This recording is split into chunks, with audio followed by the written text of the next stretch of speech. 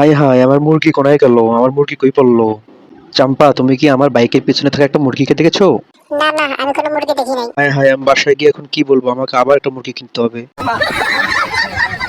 এই ছেলেটি বাজার থেকে দুটি আপেল কিনে নিয়ে যাচ্ছিল, হঠাৎ তার জুতার বেল খুলে যায়।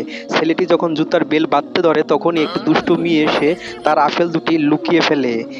এরপর যা ঘটতে যাচ্ছে তা দেখলে তোমার চোখ কপালে উঠে যাবে।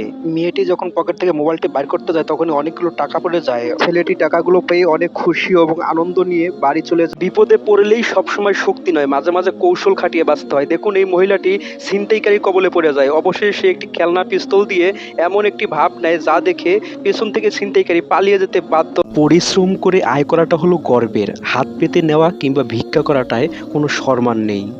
তাই যারা নানা অজুহাতে চেয়ে খান এবং ভিক্ষা করেন, যারা কাজ করতে চান না, তাদের জন্য এই ভিডিওটি। দেখুন, এই লোকটির দুটো হাত নেই, তবু সে কঠোর পরিশ্রম করছে এবং নিজে খাওয়ার জন্য কঠোর পরিশ্রম করে নিজের জীবিকা অর্জন করছে। এভাবেই কঠোর পরিশ্রম করুন, কারণ পরিশ্রম করে ইনকাম করাটা সম্মানের।